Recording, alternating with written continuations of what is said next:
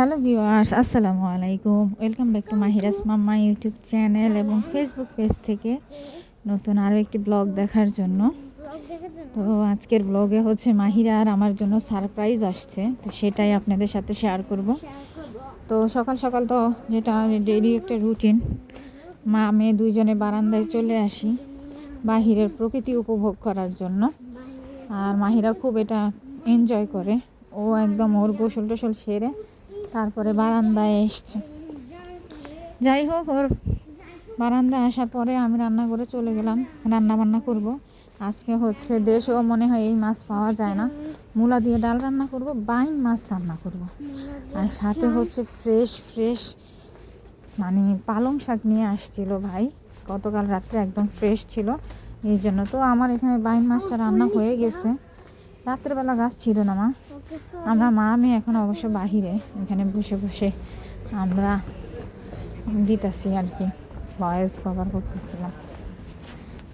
তো বাংলাদেশ থেকে যে সারপ্রাইজটা আসছে সেটা হলো এই যে দেখেন আম। তো যাই হোক, আমরা তো সারপ্রাইজ পেয়ে অনেক খুশি, মাহিরা আর আমি, বিশেষ করে আমি। এতদিন পরে মানে আমার ভাগিনারা কাঁচা আম খায় আর আমাদেরকে দেখায়। তো এই তো আমাদের জিনিসগুলা চলে আসছে, এই হচ্ছে সারপ্রাইজ। আসলে এটা এক্সপেক্ট করি না যে ভাইয়া নিয়ে আসবে, কারণ হচ্ছে যে এমনিতেই যুদ্ধের কারণে বিমান টিমান সব বন্ধ। তো ভাইয়া বলতেছিল যে এত মাল নিয়ে আসবো, শুধু আমার হ্যান্ডব্যাগ থাকবে, অল্প কিছু মাল হলে আনতে পারবো। তো আমার এখানে প্রায় 5.5 কেজি মাল ছিল, বেডিংটা 5.5 কেজির ছিল। তো এই জন্য ভয় পাচ্ছিলাম, আর ভাইও ভয় পাচ্ছিল যে এটা নিয়ে কিভাবে যাবে। যাই হোক, আশায় ছেড়ে দিয়েছিলাম যে উনি আনবে। অবশ্য আমি কুরিয়ারের কথা বলে রেখেছিলাম বাসায়। তো যাই হোক, এখানে বেডিং চলে আসছে দেখে দোনো মা মেয়ে অনেক খুশি হয়ে গিয়েছিলাম। গতকাল রাত্রে যাই নিয়ে আসছি আমাদের বেডিংগুলা, তো আপনাদের সাথে শেয়ার করব আসলে কি কি পাঠিয়েছে। তো মাহিরার জন্য এখানে সাদা টাইস খুঁজেছিলাম আমি, আসলে চোখে পড়েনি। তো ওইখান থেকে বলেছিলাম যে একটু বড় সাইজের পাঠায়ও, মাহিরা 2-3টা ড্রেস পরা হয় না। আর আমার জন্য এই ওয়ান পিসগুলো পাঠিয়েছিল, ওয়ান পিসগুলো কিন্তু দেখতে অনেক সুন্দর হয়েছিল। আপু হচ্ছে এই ওয়ান পিসগুলো গিফট করছে আমাকে, আর এই যে প্যান্টগুলো মাহিরার জন্য গিফট করছে। তারপরে হচ্ছে বই পাঠিয়েছে আমার মা, এর মধ্যে বিরিয়ানির মশলা পাঠিয়েছে। মাহিরার চুলকানির জন্য মালয়েশিয়া থেকে আমার ভাইয়া একটা কুলিং পাউডার পাঠিয়েছিল। ও হচ্ছে যে এই যে ওর জন্য এই প্যান্টগুলো পাঠিয়েছিল। আসলে মা যা পারছে মানে দিয়ে দিছে।